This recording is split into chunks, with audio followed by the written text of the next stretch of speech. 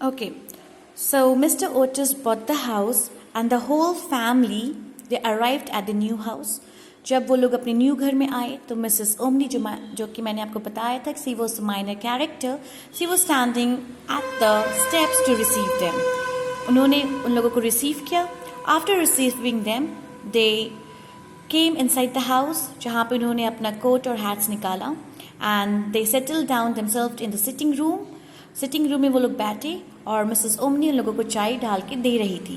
That suddenly जो Mrs Otis जो है उन्होंने फायर प्लेस के पास एक ब्लड स्टेन मतलब दाग होता है, डल रेड कलर का दाग देखा. After seeing that Mrs Otis जो है उन्होंने मिसेस ओमनी से कहा कि मुझे लगता है कि वहाँ पे कुछ स्प्लिट कर गया है. मिसेस ओमनी बहुत ही दबी हुई आवाज़ में उन्होंने कहा यस मैडम, यस मैडम. वहाँ उस स्पॉट पे उस पर्टिकुलर जगह पे ब्लड स्पिल किया हुआ है. स्पिल मतलब गिरना, ब्लड गिरा हुआ है. तो मिसेस ओटिस जो बोलती है ओह हाउ आवफुल, मुझे सिटिंग रूम में बिल्कुल भी ये ब्लड स्टेन्स गवारा नहीं है. I want it to be removed immediately. Mrs Umney जो कि ओल्ड वुमेन थी, मिसेस ओटिस की बात सुनकर सी स्माइल्ड और बहुत ही धीमी आवाज़ में उन्होंने बहुत ही मिस्टीरियस वॉइस में, मिस्टीरियस मीन्स स्ट्रेंज वॉइस में उन्होंने कहा it is the blood of Lady Eleanor of Canterville who was murdered on that very spot by her own husband Sir Simon of Canterville in 1575. तो वो old lady Mrs omni ने कहा कि ये जो ब्लड है वो लेडी एलियनोर ऑफ कैंटरविले का है जिसका मर्डर उसके ही हस्बैंड ने सर साइमन ऑफ कैंटरविले ने 1575 में अपने ही हाथों कर दिया था. Sir Simon disappeared 9 years later and his body has never been found. फिर मिसेस ओमनी बताती है कि सर साइमन मर्डर करने के 9 साल बाद अचानक से गायब हो गए, डिसअपियर्ड, गायब हो गए और उनका बॉडी अभी तक किसी को नहीं मिला. ठीक है. His guilt, further saying, his guilt ghost still haunts the chase. तो उनका जो घोस्ट जो है जिसे गिल्टी है मर्डर करने का, जिसे पछतावा है कि उन्होंने मर्डर किया था, ठीक है, तो वो भूत, उनका आत्मा, उनका भटकता हुआ रूह जो है वो अभी भी इस मैंसन को, इस ओल्ड ब्रिटिश बिल्डिंग को क्या करता है, डराता है.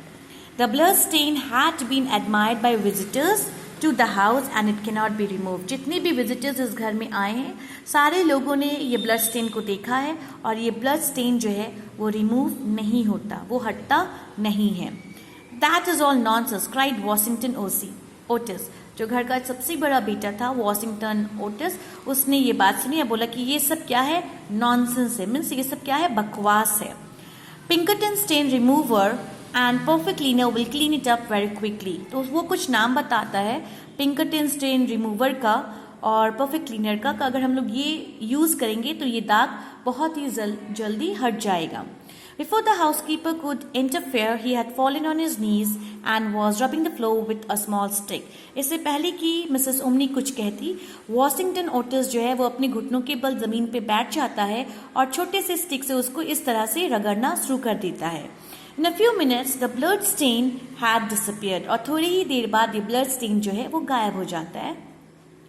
तो वो लड़का जो है वो बोलता I knew Pinkertons would do it, कि मुझे पता था कि पिंकरटन स्टेन रिमूवर जो है वो ये कमाल कर देता है ना.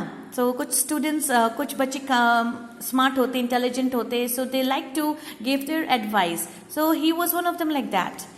As he looked around at his admiring family, but as soon as he said these words, a terrible flash of lightning lit up the room. A fearful crash of thunder made them all jump to their feet and Mrs. Omni fainted. तो जैसे ही वो ये सारी बातें कह रहा था कि अचानक से जहाँ पे वो लोग बैठे थे सिटिंग रूम में, बिजली कड़कने की जैसी आवाज़ होती है, ठीक है, लाइटनिंग अचानक से होता है, थंडरिंग होता है पूरे रूम में, and a fearful crash of thundering आवाज़ आता है जिसकी वजह से all of them jump on the foot, सब कोई अपने पैर पे उछल पड़ते हैं. एंड मिसेस ओमनी फेंटेड, और ये नज़ारा देखकर मिसेस ओमनी जो है वो बेहोश हो जाती है. इन अ फ्यू मिनट्स, थोड़ी देर बाद मिसेस ओमनी को उठाया जाता है, वो बैठती है, and there was no doubt that she was very unhappy. और इसमें कोई शक नहीं था उसका चेहरा देखते हुए कि वो बहुत ही अनहैप्पी थी, ना खुश थी. And she warned Mr Otis that trouble would come to the house. और फिर वो मिस्टर ओटिस को वॉर्न करती है, ठीक है, कि अब आपके घर में इसमें कोई शक नहीं कि परेशानियां आना शुरू हो जाएगा. Okay, so I have seen things with my own eyes sir, she said. Mrs Umney जो है वो कहती कि मैंने ऐसे बहुत सारी चीज़ें जो है इस घर में रहते हुए मैंने बहुत देखा है ऐसा. She said things that would make your hair stand on end with fright. ऐसे ऐसे नज़ारे मैंने देखे कि डर से आपके पूरे बाल खड़े हो जाएंगे. Many nights I have not been able to sleep. बहुत सारी रातें मैंने बिना सोई हुई गुजारी हैं. फॉर द ऑफुल थिंग्स, जो यहाँ पे अजीब गरीब चीज़ होती रहती है. Mr. and Mrs. Otis, however, told her that they were not afraid of ghosts. तो Mrs. and Mr. Otis ने Mrs. Omni से कहा उनकी सारी बातों को सुनकर कि वो भूत वगैरह से नहीं डरते. And at last they went slowly out of their own room. और फिर वो सब अपने अपने रूम को चले जाते हैं. The storm blew fiercely all that night. उस रात जो है वो बहुत ज़ोर ज़ोर से गुस्से में, जैसे ऐसा लग रहा था जैसे कि हवाएं जो है वो बहुत ही नाराज़ है, गुस्सा है, और आवाज़ करते हुए ज़ोर ज़ोर से हवाएं चल रही थी. The next morning, when they came down to breakfast, they found the terrible stain of blood once again on the floor. जब next morning वो लोग ब्रेकफास्ट करने के लिए आते हैं, वो लोग देखते हैं कि वो ब्लड स्टेन फिर से दोबारा वही जगह पे, वही स्पॉट पे, वहाँ पे वो ब्लड स्टेन मौजूद है. ठीक है, तो मिसेस ओमनी जो है, sorry, I don't think it can be the fault of perfect cleaners at Washington. I have tried it with everything. It must be the ghost. ठीक है, तो ये जो है वॉशिंगटन बोलता है कि ये मेरे परफेक्ट क्लीनर का कोई दोष नहीं है, कोई फॉल्ट नहीं है, और मैंने हर चीज़ से ट्राई किया. तो ये ज़रूर जिस भी घोस्ट के बारे में बात किया जा रहा है ये उसी का हरकत है. He rubbed out the stain a second time, but the second morning it appeared again. तो जितनी बार भी वो लोग स्टेन को रिमूव करते, वापस नेक्स्ट मॉर्निंग वही जगह पे, वही सेम स्पॉट पे वो ब्लड स्टेन वापस उन लोगों को देखने के लिए मिलता. ओके, नाउ अब ये जो रिपीट हो रहा था, तो नाउ मिस्टर ओटिस जो है he was quite interested, he was very interested कि दिस साउंड इंटरेस्टिंग, मज़ा आएगा, आखिर ये है क्या, आखिर ये हो क्या रहा है. ठीक है, so now though the library had been locked up all night by Mr Otis himself, the key taken upstairs. जैसे कि मिस्टर ओटिस ने लाइब्रेरी को पूरी रात बंद करके रखा था, बट की and they the key taken upstairs.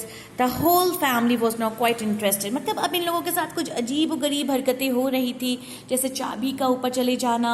ठीक है, सो नाउ अब सारी के सारी फैमिलीज जो है वो क्वाइट इंटरेस्टेड हो गए कि now what is going to happen, let us see. तो ये फैमिली जो है वो अफ्रेड नहीं था, but it found them interesting that what is the माजरा. ठीक है, that night they all went to bed at 11 o'clock. Third day है, ठीक है, starting of the fourth day. सारे के सारे फैमिली मेम्बर्स जो है बाय 11 o'clock अपने अपने बेड को चले गए. एंड 11:30, 11:30 बजे के करीब सारे के सारे लाइट्स भी वो लोगों ने ऑफ कर दिए. समटाइम्स लेटर, कुछ देर बाद, Mr Otis was awaken by a curious noise the corridor side his room. कुछ देर बाद लाइट ऑफ वगैरह होने के बाद मिस्टर ओटिस जो है वो उठे. उनको कुछ अजीब गरीब आवाज़ें, नॉइजेस अपने रूम के आउटसाइड कॉरिडोर, जो गलियारा होता है वहाँ से सुनाई दे रहा था. ठीक है, it sounded like the rattle of metal. ऐसा लग रहा था जैसे कि मेटल्स जो है वो आवाज़ कर रहे हैं. जब वो मेटल्स, हैवी मेटल्स जब घसीटते हैं, ठीक है, तो उनकी जो आवाज़ें होती है, and it seemed to be coming near every moment. और ऐसा लग रहा था जैसे कि हर एक गुजरता हुआ पल में वो जो साउंड है मेटल का, वो उनके करीब आती जा रहा है, उनको और नज़दीक से सुनाई देती जा रहा है.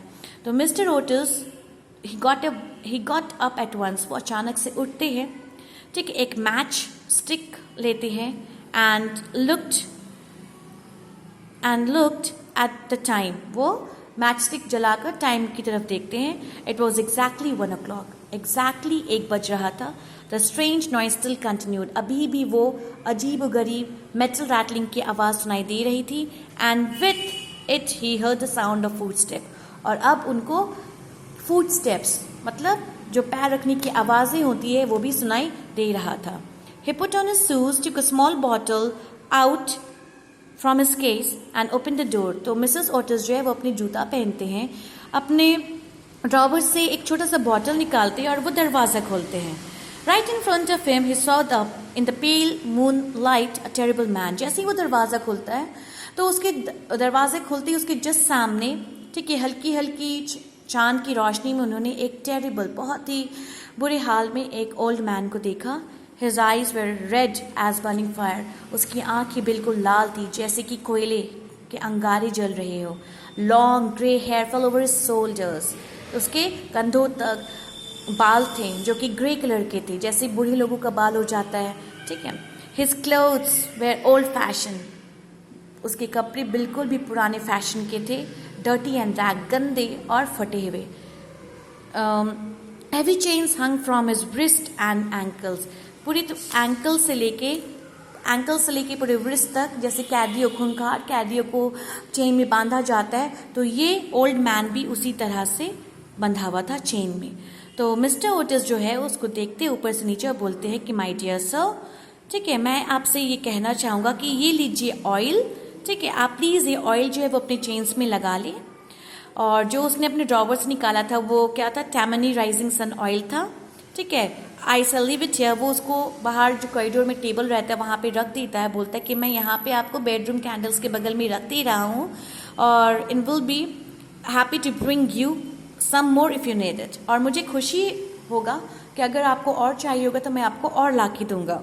ही set the bottle down on the table, closing his door and went back to bed. तो इतना कह के मिस्टर ओटिस जो है वो बॉटल को वहाँ रख देते हैं, वापस मुड़ के वो अपने कमरे में चले जाते हैं और अपना दरवाज़ा बंद कर लेते हैं। सो ये चीज़ देखकर कैंटरबेलर घोस्ट जो है वो अवाक रह जाता है, ही इज स्टन्ड, ठीक है। उसको समझ ही में नहीं आया कि अरे ये मेरे साथ क्या हुआ। वो शॉक्ड है कि मैं भूत हूँ, पर एक भूत से, एक ऐसा भूत जिसने सालों साल, ठीक है, हज़ारों साल जिसने कितने लोगों को डराया, आज एक बंदा आता है उस तरह से स्ट्रेट फॉरवर्ड उससे बात करता है। Very strange. वो दंग रह गया बिल्कुल, ठीक है। और फिर सेंसेस में आने के बाद गुस्से में उसने उस बॉटल को कॉरिडोर में फेंक दिया और आवाज़ करते हुए, ठीक है, वो वहाँ से चला जाता है। In the darkness, okay, just as he reach the top of the great oak staircase. पुराने ज़माने के घर है तो सीढ़ियाँ पूरी जो है वो ओक की लकड़ी से बनी, बहुत महंगी लकड़ी होते हैं। A door opened and two children dressed in white appeared. तो जैसे ही स्टेयरकेस से वो जा रहा था कि अचानक से एक दरवाज़ा खुलता है और दो छोटे छोटे बच्चे एकदम वाइट ड्रेस में, आप देख सकते हो इस तरह से ये सीढ़ी से स्टेयरकेस में चढ़ा। यहाँ से दो बच्चे जो है खिड़की दरवाज़ा खोल के इसके सामने प्रकट हो जाते हैं, straight in front of him. और ये लोग इतने शरारती होते हैं कि झट से ये दोनों बच्चे जो ट्विंस थे, स्टार्स एंड स्ट्राइप्स, ये इसके ऊपर तकिया फेंक देते हैं।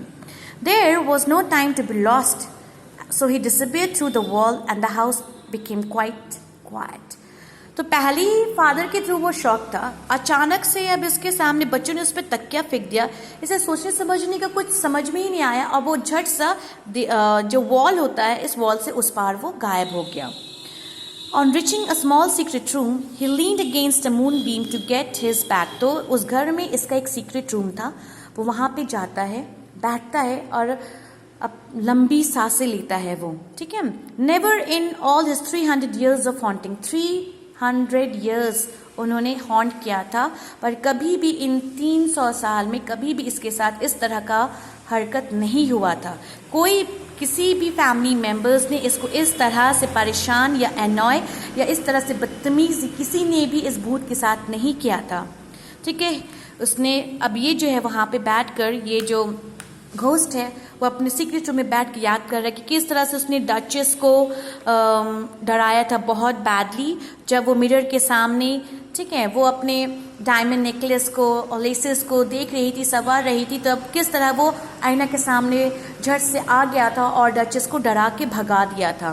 फिर वो याद करता है किस तरह से घर के 4 हाउसमेट्स को, ठीक है, उन्होंने who had screamed, he had smiled at them through the curtains, कि जब उस कर्टन के पीछे से जब घोस्ट ने उन लोगों को डराया था, ठीक है, तो किस तरह से वो लोग चिल्ला कर भाग गए थे, ठीक है।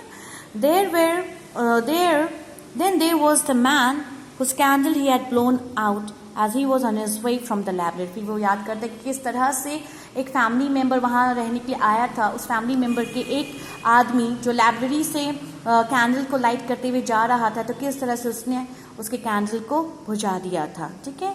एंड हु हैज़ बीन, जिसके बाद वो आदमी जो है वो बहुत दिनों तक बीमार ही रहा. ये इन सब हरकत के बाद, and now after all this some awful Americans, कुछ इरिटेटिंग ऑफुल अमेरिकन्स, ठीक है, आते हैं और मुझे, वो सोच रहा है, सर साइमन सोच रहे हैं, और मुझे वो लोग इस तरह से परेशान करते हैं. कोई मुझे चेन को, ठीक है, चेन की रस्टिंग को मिटाने के लिए मुझे राइजिंग सन ऑयल देता है. कोई मुझ पे इस तरह से तकिया फेंकता है. ठीक है. Oh my God, it was too awful, it was not at all बेयरेबल.